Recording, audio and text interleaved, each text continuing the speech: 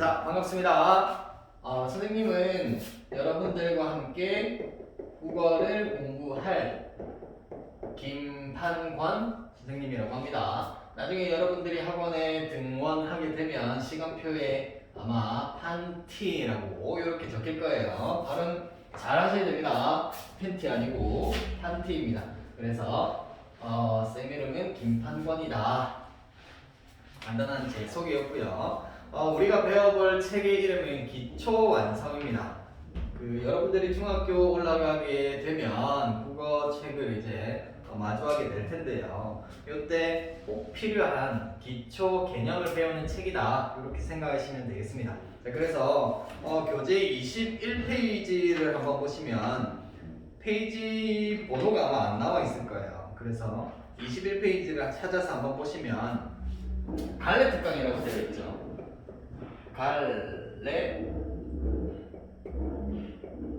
갈래 특강이라고 되어 있습니다. 자, 갈래라는 게 무엇이냐면, 갈래라는 것은 어떤 기준에 따라서 분류한 것을 갈래라고 합니다. 기준에 따라서 분류한 것. 분류라는 것은 나누어서 묶어 놓은 것이다. 나누어서 묶은 것이다 라고 생각하면 될 것 같아요. 쉽게 얘기해서 길이 있어요. 이렇게 길이 있는데 길이 지금 이렇게 여러 가지로 갈래가 나뉘어져 있죠. 그래서 길을 가다 보니까 갈림길이 나왔어요. 이렇게 문학이라는 하나의 예술 갈래가 다시 이렇게 네 가지 갈래길로 나뉘는 거예요. 그래서 첫 번째가 시, 두 번째가 소설, 세 번째가 수필, 그 다음 네 번째가 희곡, 시나리오라고 적혀 있죠. 그래서 시, 소설, 수필, 희곡, 시나리오가 크게 우리가 문학에서 확인할 수 있는 네 가지 갈래다. 이렇게 생각하시면 되겠습니다. 그러면 뒤에 나오는 5번, 6번, 7번은 뭐예요? 라는 질문이 나올 수가 있겠죠. 얘네들은 따로 비문학이라고 하는 아이들입니다. 비문학. 문학은 아니다. 그렇지만 한편에 글을 의미하는 거겠죠. 5번부터 이 설명문, 논설문 얘네들이 무엇인지 간단하게 말씀을 드리면, 설명문은 말 그대로 설명하는 글이에요. 어떤 대상에 대한 정보를 전달하려는 의도를 가지고 있는 글이 설명문이고요. 그 다음 논설문이라는 것은 주장과 근거를 토대로 해서 다른 사람을 설득하려는 의도를 가지고 있는 글입니다. 그 다음 보고서는 말 그대로 보고하는 글이고, 건의문도 말 그대로 건의하는 글입니다. 7번에 보시면 기사문이 있죠. 기사문이라는 것은 신문기사 같은 것들, 여기 실려에 있는 글을 기사문이라고 하는 거고요. 광고문도 말 그대로 광고하는 글, 뒤에 전기문 같은 경우에는 어떤 인물에 대해서 다루는 글, 인물의 일생 혹은 생애와 업적에 대해서 다루는 글을 전기문이다 라고 하는 겁니다. 그래서 우리는 이번 시간에 시에 대해서 먼저 살펴보도록 할게요. 그래서 22페이지로 넘어가시면 첫 번째 시의 모든 것을 파악하기라고 되어 있습니다. 자, 시란이라고 해서 먼저 시의 개념에 대해서 설명하는 부분이 나타나는데요. 쌤이 한번 읽어보겠습니다. 마음이나 머릿속에 떠오르는 생각 또는 느낌을 운율 동그라미가 있습니다. 운율 동그라미하고 뒤에 밑줄 그어 볼게요. 운율이 있는 언어로 압축하여 표현한 운문문학, 여기까지 밑줄 그어 보겠습니다. 운율 동그라미하고 운율이 있는 언어로 압축하여 표현한 운문문학, 여기까지 밑줄 그어 보겠습니다. 여기서 운율이라는 것은 조금 이따가 더 자세하게 살펴보겠지만, 우리 말에서 느껴지는 가락 혹은 리듬 같은 것들을 운율이라고 하는 거예요. 더 쉽게 얘기하면 어떤 음악이 가지고 있는 성질이다, 이렇게 생각하시면 되겠습니다. 우리가 시를 읽을 때는 음악성이 느껴진다라는 거예요. 무엇을 통해서? 시에 형성이 되어 있는 운율을 통해서. 그래서 이렇게 운율이 있다라는 게 첫 번째 특징이고 그 뒤에 언어로 압축을 했다 그랬어요. 압축이라는 게 뭐야? 큰 걸 작게 줄이는 거죠. 그래서 시를 보시면 여러분들도 아시겠지만 다른 글들에 비해서 길이가 굉장히 짧다라는 것을 알 수가 있죠. 그래서 압축했다라는 것이고 운문문학이라는 것은 방금 전에 우리가 운율에 대해서 간단하게 봤잖아요. 운율이 있는 문학이다. 그래서 음악성이 느껴진다. 이게 시의 특징이다. 이렇게 생각하시면 되겠습니다. 그 다음 1번 시의 특징을 한번 볼게요. 시의 특징 첫 번째 보시면 말의 가락과 리듬을 통해서 음악적인 효과를 준다. 방금 전에 운율을 살펴보면서 봤던 내용이죠. 여기 말의 가락과 리듬 밑줄 그어 보겠습니다. 1번 옆에 있는 말의 가락과 리듬 여기 밑줄 그으시고 여기 밑에다가 뭐라고 적어야 되겠어요? 말의 가락과 리듬 밑에다가 밑줄 그은 내 밑에 빈칸에다가 운율이라고 적어 놓으시면 되겠습니다. 운율. 그 다음 두 번째 시어는 사전에 풀이된 뜻과는 다른 새로운 의미를 가진다라고 되어 있어요. 사전에 풀이된 뜻과는 다른 새로운 의미를 가진대요. 여기도 한번 밑줄 그어 볼게요. 시어는 사전에 풀이된 뜻과는 다른 새로운 의미. 여기 밑에다가는 함축적 의미라고 적어 놓겠습니다. 함축적 의미. 시어라는 것은 시에 쓰인 언어들입니다. 시에 쓰인 말을 시어라고 하는 거예요. 그런데 시에 쓰인 말은 사전에 풀이된 뜻과는 다른 새로운 의미를 가진대요. 예를 들어서 눈물이라는 단어가 있어요. 눈물. 눈물은 다들 아시죠?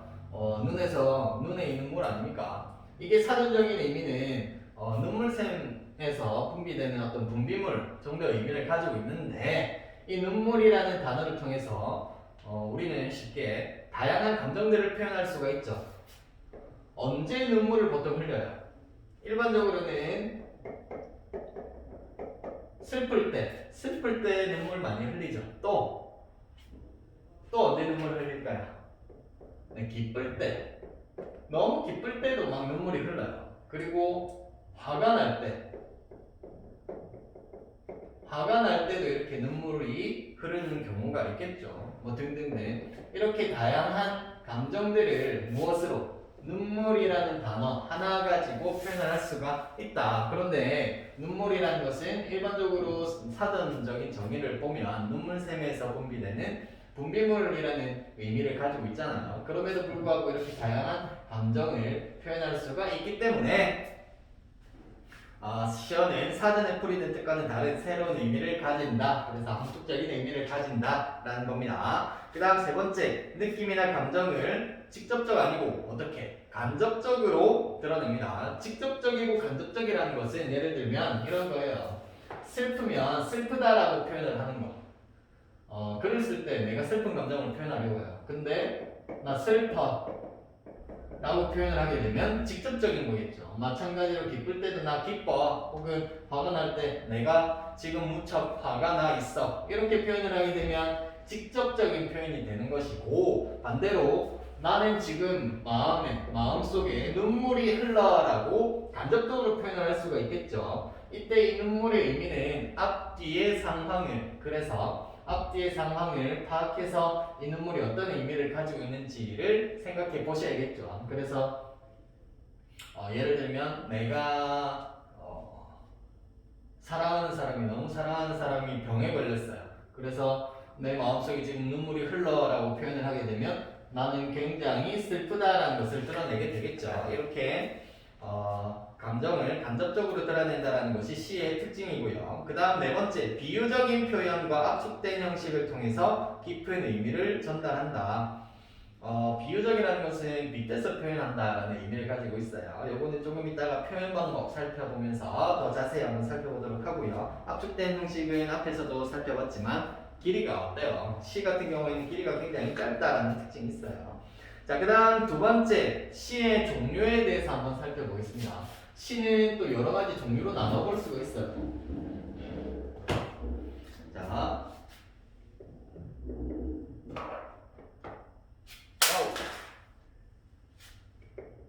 시 시의 자, 시의 종류를 먼저 나눠보면 첫 번째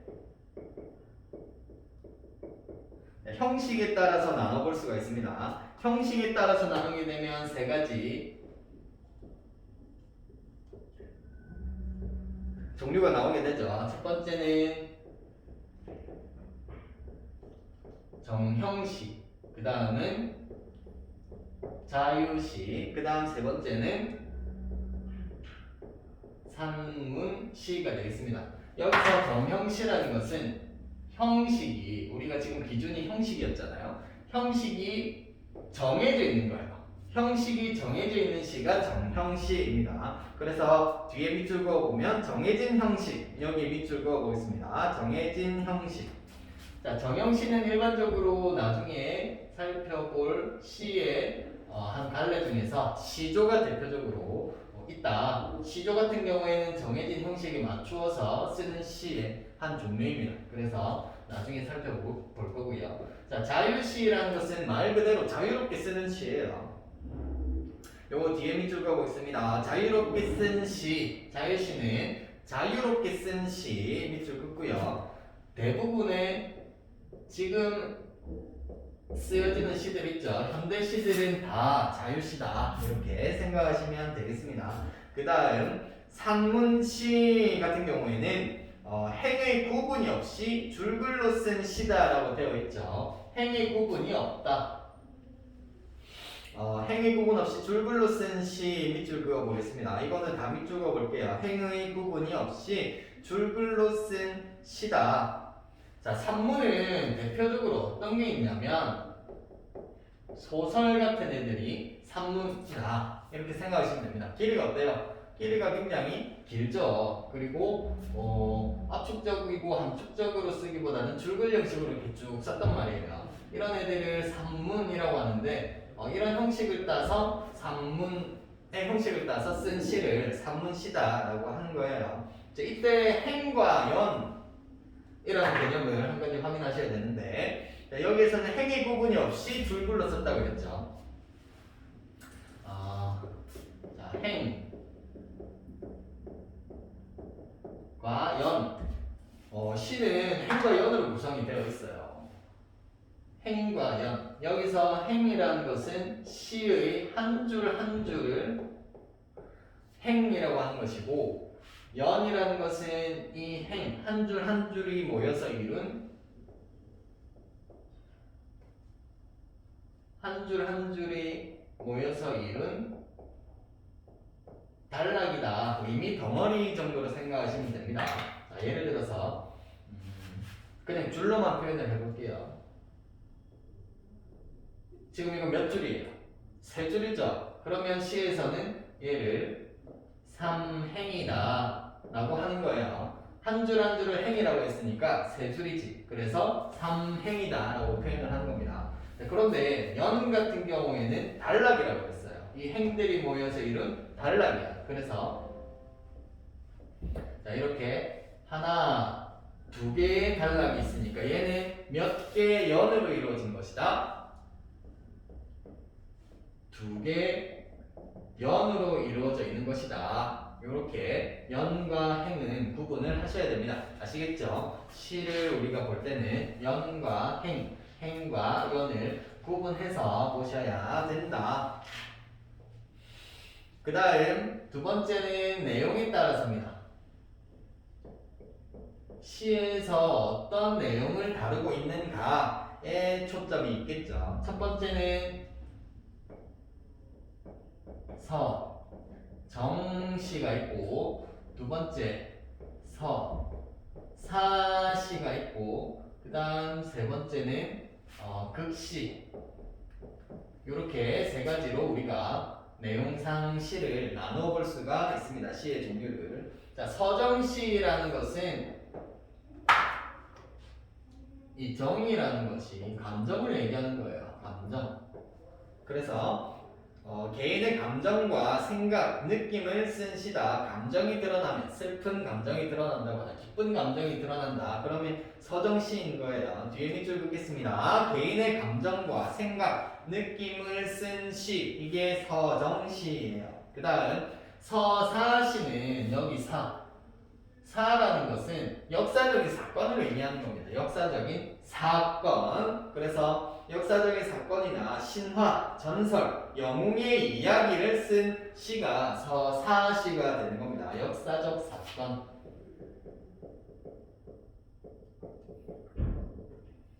자, 그래서 뒤에 나오는 뭐 신화, 전설, 뭐 영웅들의 이야기, 얘네들은 전부 다 역사의 일부라고 볼 수가 있겠죠. 그렇기 때문에 서사시는 역사적인 사건을 다룬 시구나 생각하시면 되겠습니다. 그래서 뒤에 역사적 사건 여기 밑줄 그어볼게요. 역사적인 사건. 그 다음 극시는 연극이에요.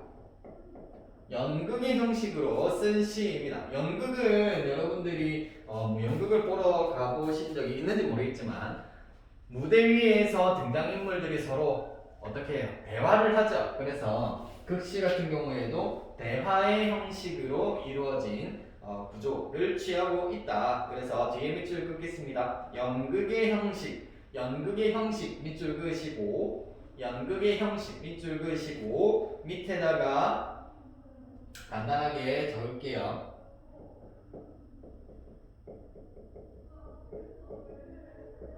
연극의 형식이라는 것은 인물 간의 대화를 통해서 시상이 전개가 된다. 시가 이야기가 전개가 된다라고 보시면 되겠습니다.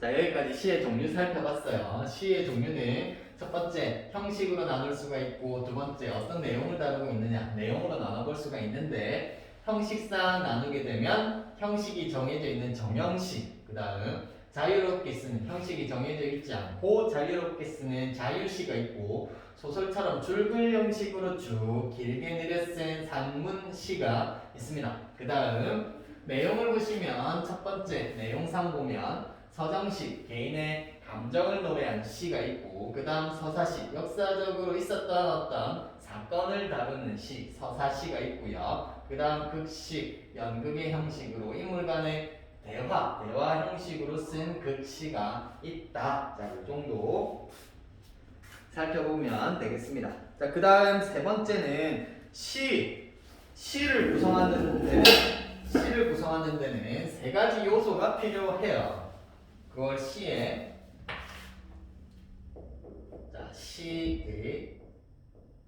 필요한 요소 시의 3요소라고 하는데 첫 번째는 우리가 제일 앞에서 살펴봤었던 운율이 있습니다. 자, 운율은 아까 음악성이라고 그랬죠. 시에서 우리가 느낄 수 있는 음악성, 말의 가락이나 리듬이에요. 그래서 운율 옆에 괄호에 보시면 음악적인 요소라고 되어 있죠. 뒤에 밑줄 긋겠습니다. 말의 가락 그리고 리듬. 시를 읽을 때 느껴지는 말의 가락, 리듬 여기에 말의 가락 그리고 리듬의 밑줄을 긋겠습니다.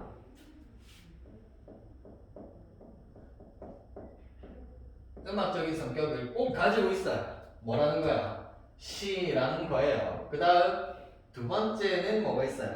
두 번째는 심상이 있어요. 심상은 말이 어렵죠? 그런데 마음 심자의 그림이에요. 마음속에 그려지는 그림이다. 그래서 우리가 얘를 다른 말로 이미지라고도 합니다. 이미지. 그리고 뒤에 보면 회화적이다 라고 되어 있죠. 회화가 그림이에요. 그러니까 마음속에 그려지는 어떤 그림이다. 회화적 그림이다 라고 생각하시면 되겠습니다. 그래서 시를 읽고 나서 마음속에 그려지는 떠오르는 어떤 생각들, 모습들, 느낌 이런 것들을 심상이다 라고 생각하시면 되겠어요. 심상도 조금 이따가 자세하게 한번 살펴보도록 하겠습니다. 그 다음 세 번째 요소는 주제라는 것이 있어요. 주제라는 것은 글쓴이가 전달하고자 하는, 그러니까 독자들, 읽는 사람들 있죠. 이 작품을 보게 되는 독자들에게 전달하고자 하는 중심 생각입니다. 작가의 중심 생각을 주제라고 하는 거예요. 이 주제라는 것은 대부분의 문학 작품, 모든 문학 작품에서 다 공통적으로 빠지지 않는 요소 중에 하나가 되겠죠. 주제는 뒤에 밑줄 그어볼까요? 시인이 시를 통해서 말하고자 하는 중심 생각, 뒤에 중심 생각에 밑줄 그어보겠습니다. 중심 생각. 됐죠? 주제라는 것은 작가가 드러내고자 하는 중심 생각이다. 이렇게 생각하시면 되겠어요. 자, 밑에 시가 한 편 실려 있죠. 김소월 시인의 엄마야 누나야 라는 시가 실려 있습니다. 자, 여기에서 우리가 방금 전에 살펴봤던 시의 세 가지 요소, 어떤 것들이 어떻게 드러나 있는지 한번 살펴보도록 할게요. 자, 첫 번째 행부터 보겠습니다. 행. 방금 전에 행과 연도 살펴봤었죠. 한 줄 한 줄을 행이다. 자, 엄마야 누나야 강변 살자. 자, 여기까지만 봐서는 일단 운율이라거나 심상이라거나 혹은 주제를 정확하게 파악하기가 어렵죠. 두 번째 행으로 가보겠습니다. 자, 뜰에는 반짝이는 금모래빛. 자, 여기에서는 심상, 어떤 이미지를 한 가지 확인할 수가 있겠네요. 뜰에는 반짝이는 반짝반짝하는 모습이 나타나죠. 그리고 금모래, 모래인데 금색이에요. 금모래빛을 띠고 있네. 그러니까 어떤 심상이 드러난다라고 볼 수가 있을까요? 빛이라는 것은 금모래, 그리고 반짝반짝한다라는 것은 눈에 보이는 거지 귀로 들리는 게 아니잖아요. 혹은 냄새를 맡을 수 있는 것도 아니에요. 그러니까 시각적인 무엇을 심상을 확인할 수가 있구나. 그 다음 뒷문 밖에는 갈릭패 노래라고 해서 이제는 또 노래소리가 막 들려요. 갈릭피 노래를 부르고 있어. 그러니까 여기에서는 시각이 아니라 귀로 듣는 것 뭐라 그럴까요? 네, 청각적. 청각적 심상이 드러난다라고 볼 수가 있는 거예요. 그 다음 마지막 엄마야 누나야 강변 살자. 이거 어디서 많이 본 것 같지 않습니까? 첫 번째 행에서도 엄마야 누나야 강변 살자가 있었고 마지막에서도 마찬가지로 엄마야 누나야 강변 살자라고 얘기하고 있네요. 바로 뒤에 살펴보겠지만 운율은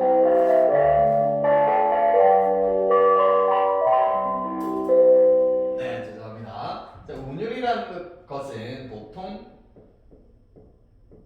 반복을 통해서 형성이 돼요. 반복. 했던 말을 또 한다고, 썼던 단어를 또 쓴다고. 그래서 여기에서는 첫 번째 행하고 네 번째 행이 똑같은 문장 구조가 어떻게 되고 있어요? 반복되고 있죠. 그렇기 때문에 운율 형성 요소로 문장 구조가 반복이 되고 있구나 라고 생각하시면 되겠습니다. 자, 그리고 한 가지 더. 1행부터 4행까지 쭉 읽어갈 때 한 행 한 행을 몇 번씩 끊어 읽었는지를 생각해 보시면 엄마야 누나야 강변 살자 몇 덩어리가 나와요? 세 덩어리가 나오죠. 그 다음 밑에는 뜰에는 반짝이는 금모래빛 이렇게 또 역시 세 덩어리가 나옵니다. 그 다음 뒷문 밖에는 갈릭패 노래 역시 세 덩어리. 그래서 말의 끊어읽기에 따라서 우리가 운율을 또 나눠볼 수가 있는데 끊어읽기에 따라서 우리가 확인할 수 있는 운율은 음보율이라고 합니다. 음보율. 그래서 삼음보의 음보율과 문장 구조의 반복을 통해서 운율을 확인할 수가 있고, 그리고 심상 같은 경우에는 눈에 보이는 시각적 심상, 귀로 듣는 청각적 심상 확인할 수가 있었어요. 그런데 다 보고 나니까 이때 이 주제는 뭘까요? 반복을 하고 있었죠. 무슨 내용? 엄마야 누나야 어디에 살자?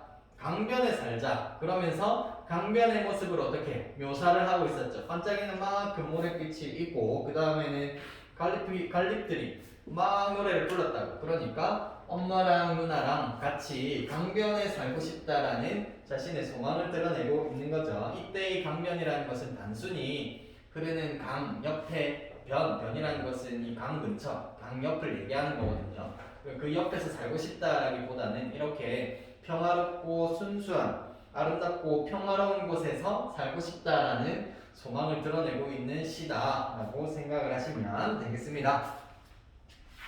자, 그 다음은 23페이지에 있는 운율을 한번 살펴보도록 할게요. 자, 23페이지의 운율.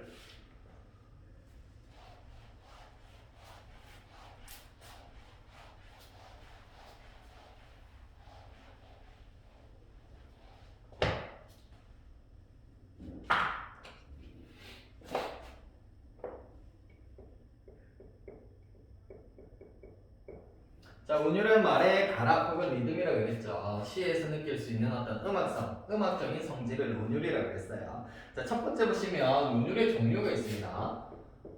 운율. 자, 운율의 종류는 두 가지. 내재율과 외재율로 나눠볼 수가 있어요. 내재율이라는 것은 이게 내자, 안내자예요. 제자는 있다라는 거죠. 있을 제 운율이 어디에 있다는 거예요. 운율이 안에 있다라는 뜻입니다. 그래서 겉으로 시를 딱 봤을 때 우리가 운율을 느끼기는 쉽지가 않다. 그래서 시 속에서 은근하게 느껴지는 운율을 내재율이라고 합니다. 그러면 내재율은 어떻게 느낄 수가 있냐면 시를 소리내서 여러 번 읽어보면 은근하게 느껴지는 운율을 우리가 직접 확인할 수가 있습니다. 그래서 내재율 같은 경우에는 규칙이 겉으로 봤을 때 규칙이 드러나는 것이 아니라 시 속에서 어떻게 은근하게 느껴지는 운율. 그래서 뒤에 밑줄 긋겠습니다. 시 속에서 은근하게 느껴지는 운율. 여기에 밑줄 그어보겠습니다. 시 속에서 은근하게 느껴지는 운율. 이게 내재율이 되는 것이고, 그 다음에 외형률이 있습니다.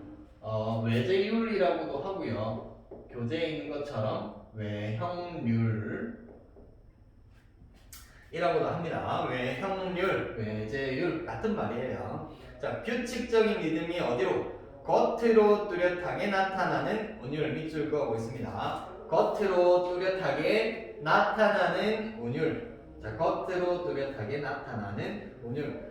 외형률, 외재율 같은 경우에는 시를 딱 봤을 때 겉으로 그냥 눈으로 딱 봐도 운율이 느껴지는 거예요. 그래서 이런 차이가 있다. 이 정도만 살펴보면 되고요. 그 다음에 운율 형성 요소 2번이 중요합니다. 여러분 2번의 별표 하나 하겠습니다. 2번 운율을 형성하는 요소. 여기에 별표 칠게요. 운율 형성 요소. 여기에다가 별표를 하나 치겠습니다. 운율 형성 요소는 밑에 보시면 크게 5가지가 제시가 되어 있죠. 자, 첫 번째는 같거나 유사하거나 같은 의문의 반복입니다. 유사하거나 같은 의문의 반복. 여기는 다 밑줄 그어 볼게요. 유사하거나 같은 의문의 반복. 여기에서는 단어 한 가지만 살펴볼게요. 자, 의문이라는 것은 나중에 중학교 3학년 때 배우게 되는데 그 전에 운율 형성 요소에서도 우리가 의문이라는 것을 살펴봐야 되기 때문에 간단하게 무엇인지 알려드리면, 일단 의문이라는 것은 말의 뜻을 구별해주는 소리의 가장 작은 단위입니다. 그래서 어떤 것들이 있냐?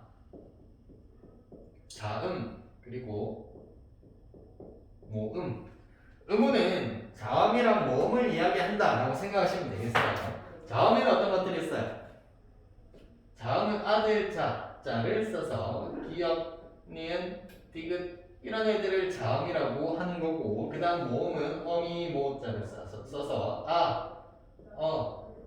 야 이런 애들을 우리말에서 모음이라고 하는 겁니다. 자, 그래서 의문을 반복해서 운율을 형성할 수가 있구나. 밑에 예를 보시면 알락알락 얼룩진 산새알이라고 되어 있죠. 여기에서 반복이 되는 거 한번 찾아볼까요? 반복. 네, 이응 반복이 되고 있고 동그라미 반복이 되고 있고 그 다음 리을도 반복이 되고 있네요. 알락알락 얼룩진. 그래서 이렇게 의문을 반복해서 무엇을 형성할 수가 있다? 운율을 형성할 수가 있다. 그 다음 두 번째는 무엇을 반복한다고 되어 있어요? 글자의 수를 반복해서 운율을 형성할 수가 있다. 이 글자 수를 통해서 형성이 되는 운율은 다른 말로 수율이라고 합니다. 글자 수를 반복했으니까 수율이다. 이렇게 생각하시면 되겠죠. 자, 밑에 얘가 나와 있습니다. 자, 여기도 밑줄 그으셨죠, 여러분? 일정한 글자 수의 반복 밑줄 그으시고 밑에 얘를 보겠습니다. 나보기가 역겨워 가실 때에는 말없이 고이 보내 드리우리다 라고 시가 한편 실려 있어요. 자, 끊어읽기에 따라서 글자 수를 한번 세보면요. 나보기가 역겨워 몇 글자? 7글자. 가실 때에는 몇 글자? 5글자. 그 다음 뒤에 말없이 고이 보내 몇 글자? 7글자. 드리우리다 몇 글자? 5글자. 이렇게 반복이 되고 있어요. 그러니까 7글자 그리고 5글자가 반복이 되고 있네. 그래서 7, 5조에 7글자가 5글자 반복이 된다는 거예요. 7, 5조에. 방금 전에 글자 수가 반복이 되면 무슨 율이라고 그랬어? 음수율이라고 그랬죠. 그래서 7, 5조에 음수율이 나타나는구나 라고 생각하시면 되겠어요. 자, 그 다음 세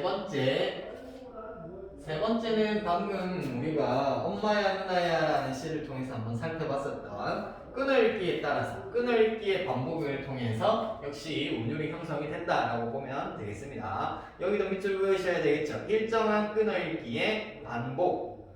얘는 아까 뭐라고 했죠? 다른 말로 끊어읽기에 따라서는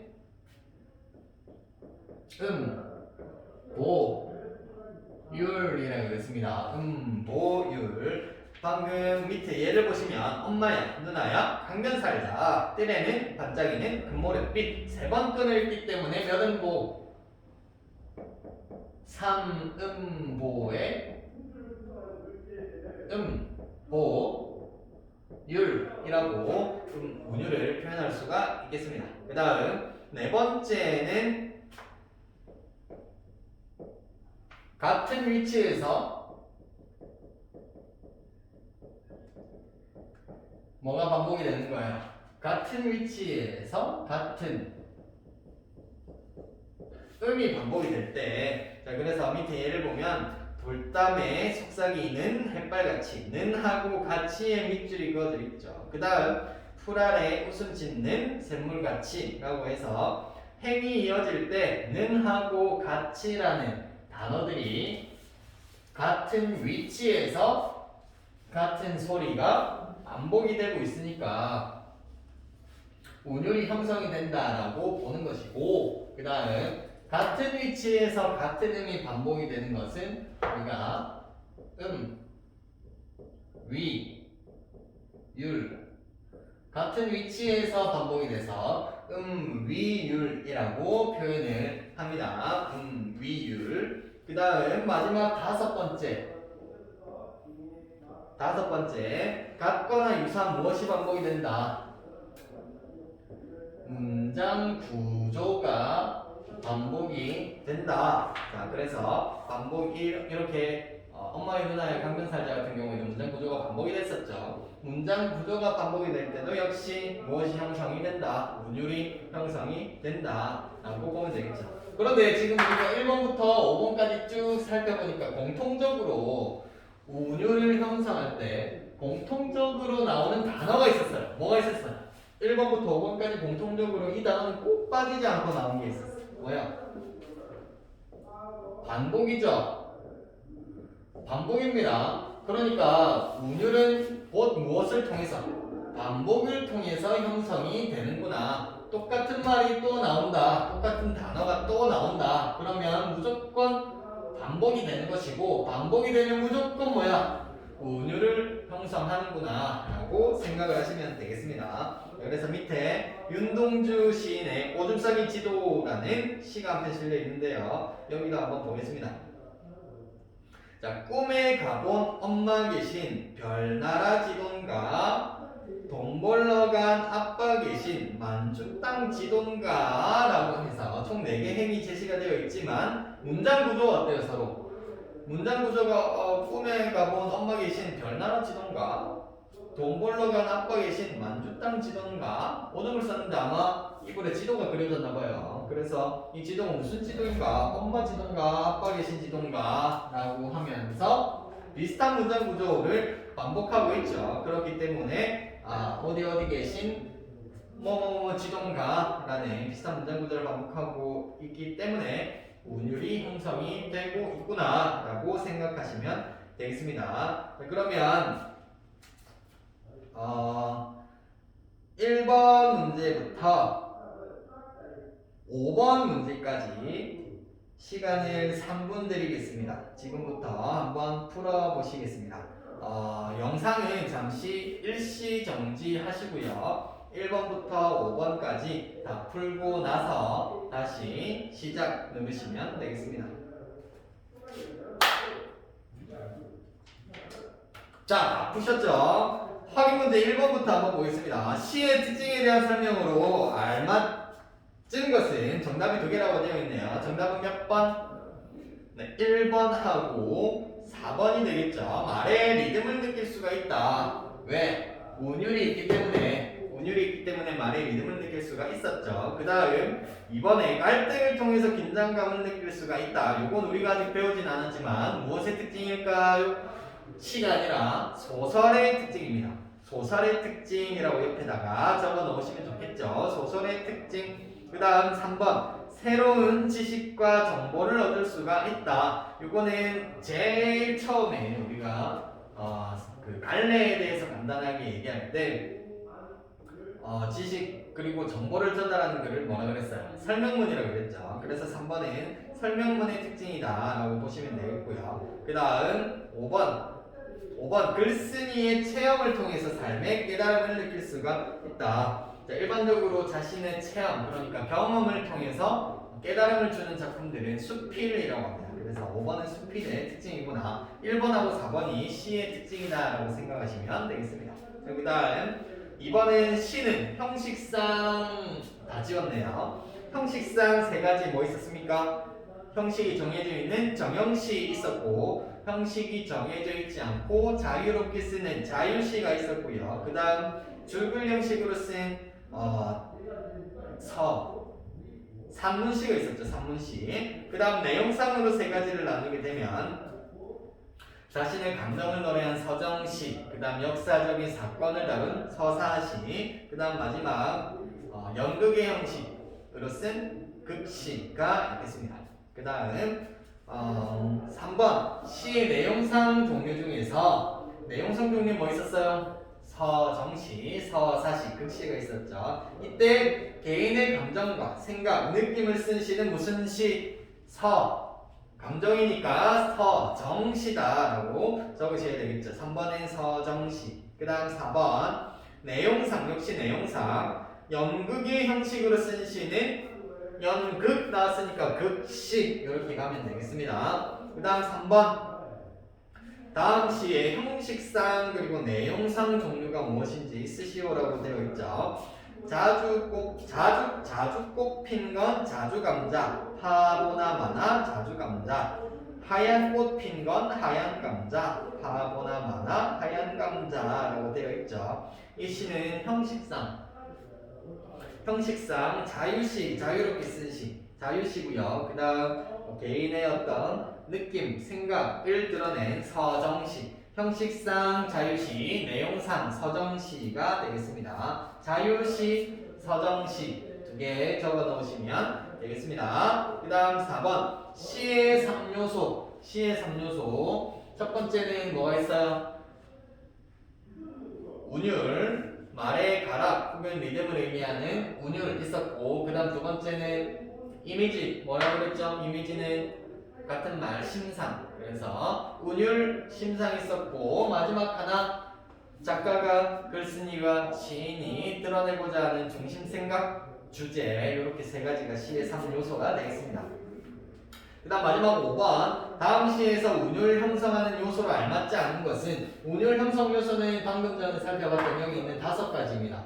음운, 글자 수, 끊어읽기, 같은 위치에서 같은 의미 반복이 되는가 혹은 문장이 반복이 되는가 이렇게 5가지 요소가 이 보기에 나타나는가 아니죠 나타나지 않는 것을 찾는 거니까 자, 첫 번째 동일한 시어가 반복이 된다. 시어라는 것은 시에 쓰인 언어라고 그랬습니다. 자 그래서 첫 번째 행 보시면 벚꽃이 나오고 마지막 행에 보시면 또 벚꽃이 나오고 두 번째 세 번째 행에는 푸른 솔이 나오니까 반복된다라고 볼 수 있어요 없어요? 네 반복이 되고 있네요. 그럼 1번은 맞고 2번 일정한 글자 수가 반복이 된다. 글자 수 음수율이 나타나느냐 글자 수는 1행부터 4행까지 봤을 때 글자 수, 일정한 글자 수가 반복이 된다라고 보기는 조금 어렵겠네요. 자, 1행은 몇 글자?